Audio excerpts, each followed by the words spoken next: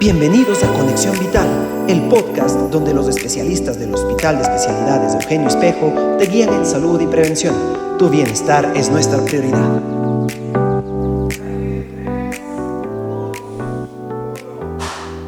¿Por qué es tan importante hablar de salud a través de los medios de comunicación y poder llegar a la comunidad?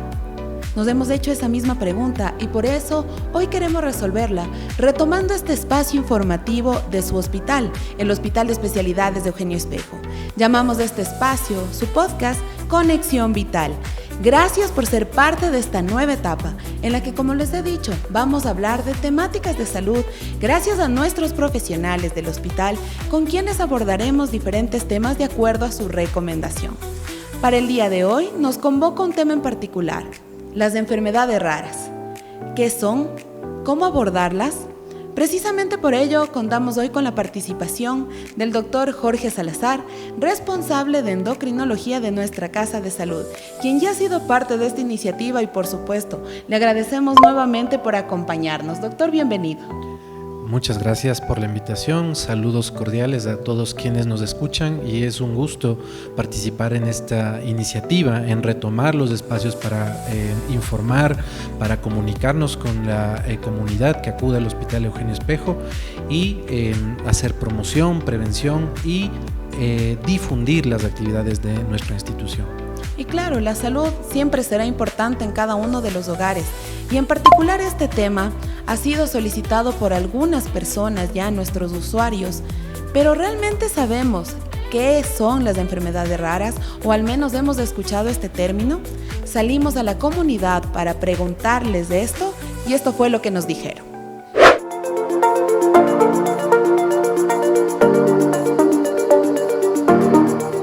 Buenos días, señora. Queremos hacerle una pregunta. Tal vez usted conoce qué son las enfermedades raras o ha escuchado ese término. He escuchado nomás, pero no. Tal vez tiene una idea de qué se trata. Yo, a mi forma de pensar, creo que son enfermedades que están saliendo recientemente y son nuevas, que están, como decir, investigando para tener su cura. Las enfermedades raras son enfermedades que realmente le aparecen a uno un rato menos pensado y no sabe qué es, ¿no? ¿Qué será? Porque si fueran enfermedades que realmente uno conociera, dice, claro, yo sé que esta enfermedad. Pero las enfermedades raras también es por la evolución, etcétera. Puedo decir que los años han evolucionado tanto que aparecen enfermedades que uno a veces ni conoce, ¿no? Que hay en una sola enfermedad, por ejemplo, en millones de personas, en 10 personas, por ejemplo, que no pueden comer, que se les atora acá, no sé qué enfermedad es esa, que he oído en los Estados Unidos que hay. En Inglaterra también hay otra enfermedad bien rara, que se les cae el cabello. Por nada se les cae el cabello. Hay otra enfermedad en la Argentina que oí, que los niños nacen pequeñitos solo con huesos. Buenos días, ¿cómo están, señores? Por hacerles una consulta, tal vez ustedes han escuchado alguna vez el término o la enfermedad acromegalia. No, en ningún momento. En ningún momento. ¿Y usted tal vez? No. Tampoco ha escuchado. No Ok, muchas gracias. Precisamente por estas inquietudes y porque quizá el abordaje de este tema no es muy frecuente, doctor, quisiéramos que por favor usted nos cuente en qué consisten, de qué se tratan las enfermedades raras. El criterio para definir una enfermedad rara o infrecuente implica que muy pocas personas de la población tengan la enfermedad y se ha hecho una definición que cae en aproximadamente una en 2.000 a 3.000 personas nacidas vivas.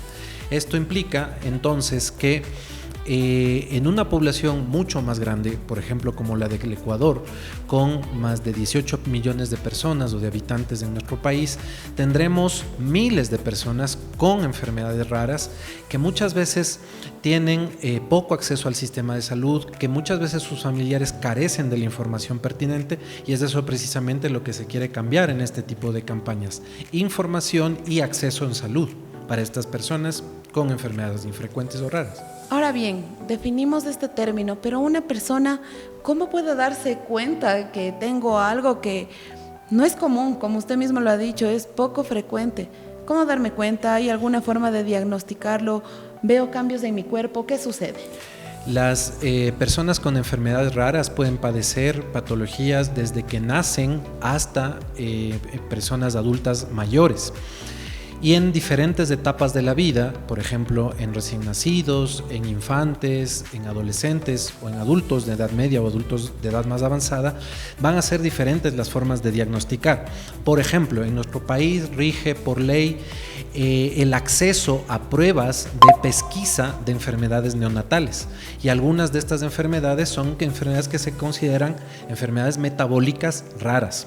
Y para eso muchos conocen que se hacen pruebas de sangre en el talón del bebé, del recién nacido. Que es un requisito, por supuesto. Exactamente, que es ley, que es un requisito que todas las personas que nacen dentro de nuestro sistema de salud en el Ecuador, todos los recién nacidos tengan esa pesquisa. Esa es una manera de identificar, incluso antes de que se generen síntomas, muchas enfermedades raras o infrecuentes.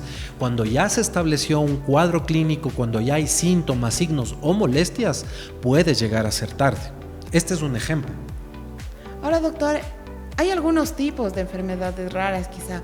Bueno, nosotros algo hemos escuchado aquí en este entorno hospitalario. Hemos escuchado y hemos visto unos pacientes que tienen acromegalia. Cuéntenos un poco cuáles serían estos tipos de enfermedades raras o cuáles son los nombres con los que podemos definirlas para conocerlas.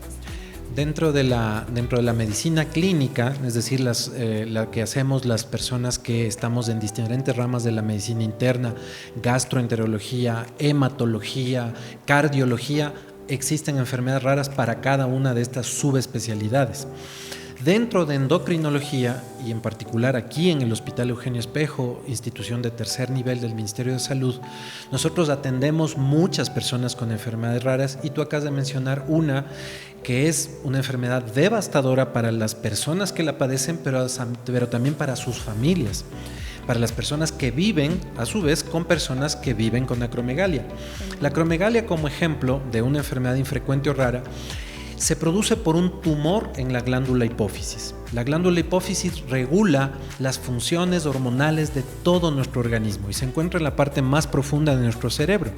Cuando una persona tiene un tumor que nace desde la hipófisis y este tumor produce un exceso de hormona de crecimiento, si la enfermedad acromegalia se produce en pacientes adultos, van a empezar a crecer de forma anormal las manos, la mandíbula, la nariz, la lengua, y la persona de forma muy lenta pero inexorable, si no se hace tratamiento, se va a deformar, y eso es lo que se ve. Como la enfermedad progresa de forma muy paulatina, estas personas pueden padecer enfermas años o décadas. De manera que la sospecha puede estar en el médico de atención primaria, en un familiar que no había visto al paciente muchos años antes y se da cuenta del cambio en el aspecto de la persona, o en que la persona puede presentar una suma de factores: dolores articulares, diabetes, hipertensión, que aparecen en personas muy jóvenes, y se van sumando estas cosas, más el aspecto anormal de la cara o las manos, vamos a tener una pista de acromegalia, que luego se tiene que hacer un examen de sangre para corroborar. Ahora bien, doctor, se van dando estos cambios y como usted lo ha dicho, tal vez en el día a día yo me veo al espejo y veo mi apariencia igual, por así decirlo. Entonces necesitamos un tercer criterio que nos diga que nota alguna diferencia en nosotros.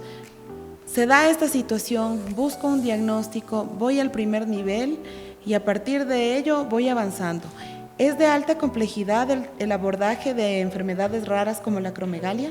Definitivamente, gran parte de ellas, si bien son diagnosticadas y deberían serlo, o por lo menos ser sospechadas y reconocidas en el primer nivel de atención, Muchas veces necesitan especialistas en instituciones que tienen capacidad resolutiva y de alta complejidad, como el Hospital Eugenio Espejo.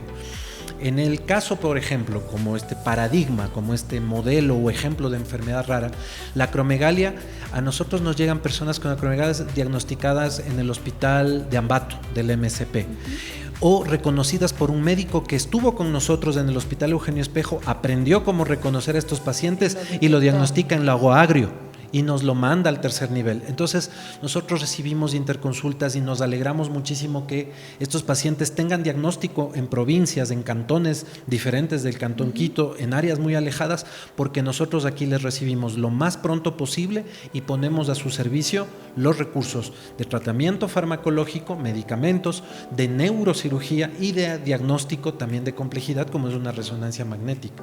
Entonces necesitamos un abordaje multidisciplinario, doctor. En primera instancia, llegaría a sus manos, por así decirlo, al área de endocrinología, y después, ¿qué aliados tenemos para el tratamiento de estos pacientes? En la ruta definida para estos pacientes, una vez que son reconocidos, hacia acá al hospital hay dos entradas, se diría. Sea por el servicio de neurocirugía, porque la acromegalia puede manifestarse por los cambios visibles en el organismo, o porque el tumor ya está aplastando los nervios de los ojos y el paciente empieza a no ver con uno de sus campos visuales. Entonces llega neurocirugía, pero ¿qué es lo que saben nuestros colegas en neurocirugía? Que sí o sí la evaluación endocrinológica va de la mano. Lo mismo para nosotros. Si el paciente llega al servicio de endocrinología, nosotros sí o sí interconsultamos a neurocirugía. E incluso hacemos reuniones quincenales en el comité de neuroendocrinología para discutir los casos más complejos. El servicio de imagenología, quien interpreta, realiza primero e interpreta luego la resonancia magnética, también tiene un papel fundamental. El laboratorio clínico, sin diagnóstico a través de mediciones hormonales, jamás vamos a poder hacerle el beneficio que queremos al paciente. Entonces, laboratorio clínico también. Anatomía patológica, que luego de resecado el tumor nos da el diagnóstico a través de la biopsia.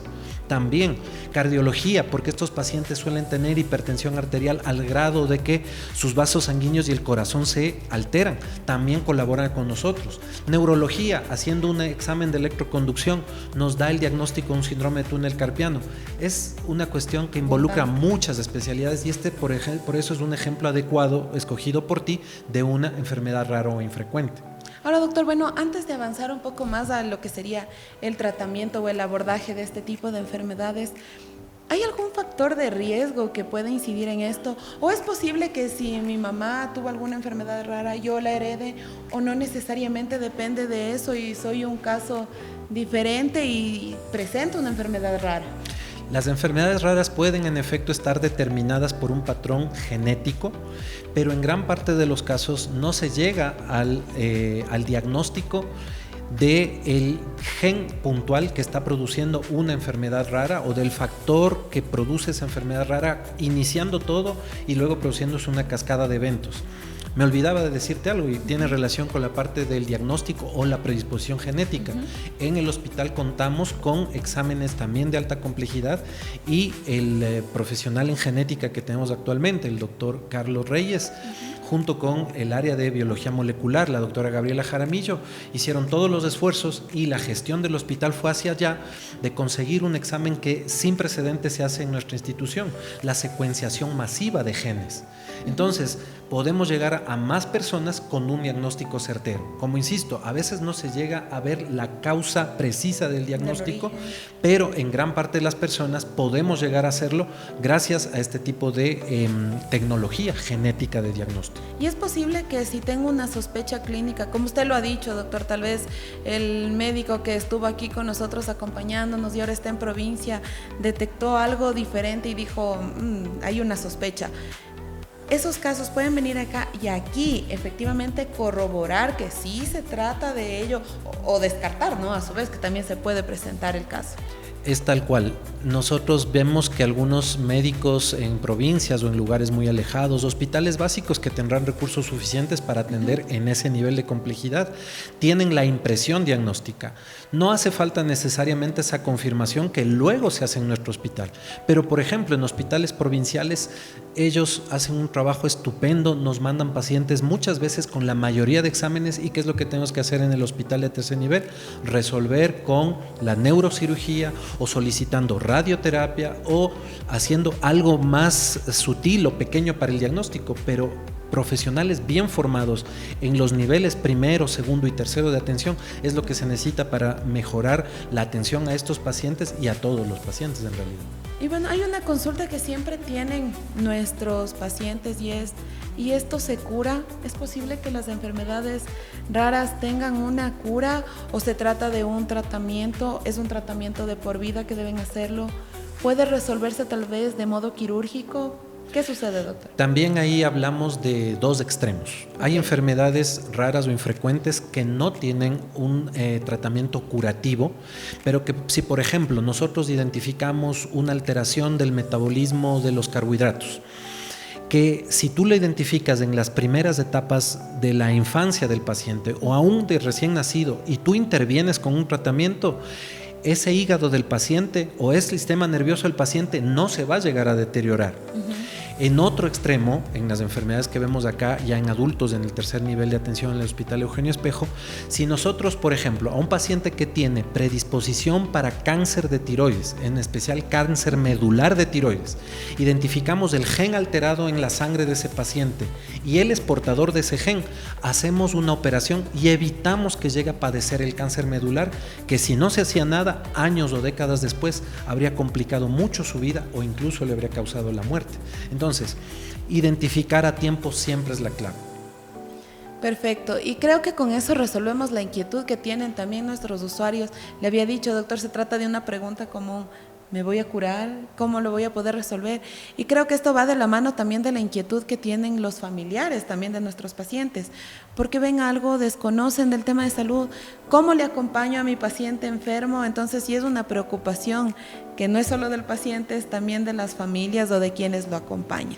Entonces, doctor, muchísimas gracias por resolver esta inquietud que nos ha convocado en este día. Por supuesto que el tema es abundante y lo hemos comprendido de tal manera que es necesario el trabajo de un equipo multidisciplinario y guarda estrecha relación con comorbilidades también que tienen los pacientes, según entiendo, doctor. Totalmente, porque son enfermedades en general de afectación sistémica, es decir, que afectan a todo el cuerpo del paciente y que además de que producen en algunos casos un sufrimiento profundo, cambios en la calidad de vida del paciente, también de sus familias. Así que el tratamiento de nuestra parte que ponemos ofrecemos a los pacientes es multidisciplinario, pero la interacción con la comunidad, con la familia y con el individuo también son fundamentales. Muchísimas gracias, doctor. Nos acompañó en este espacio informativo el doctor Jorge Salazar, responsable de endocrinología de nuestra Casa de Salud. Hemos abordado el tema de enfermedades raras y, por supuesto, como este tema, tenemos un sinnúmero de temáticas propias de su ámbito de gestión, doctor, y también de otras especialidades que van a ser resueltas aquí a través de la presencia de nuestros profesionales. La idea es llegar con un lenguaje claro, sencillo para la comprensión de ustedes y para que esto sirva también como una alerta, ¿no? Estar al pendiente de cualquier pequeño síntoma que nos dé sospecha de algo y actuar a tiempo. Usted lo dijo, doctor, actuar a tiempo porque puede marcar la diferencia. Les agradecemos mucho, doctor. Muchísimas gracias por acompañarnos en este podcast de Conexión Vital. Y a su vez agradecerles a ustedes de invitarles a seguirnos en nuestras redes sociales institucionales del Hospital de Especialidades de Eugenio Espejo, tanto en Facebook, en Instagram y en X. Y por supuesto, estar al tanto de este desarrollo de temáticas de salud en nuestros canales de YouTube y de Spotify, donde nos encontrarán como Conexión Vital. Ha sido un gusto el poder acompañarlos y de hecho les comprometemos a seguir con nosotros, sugerirnos temáticas y estar en nuestra sintonía. Recuerden que en el Hospital de Especialidades de Eugenio Espejo somos más que un hospital. Muchísimas gracias a todos.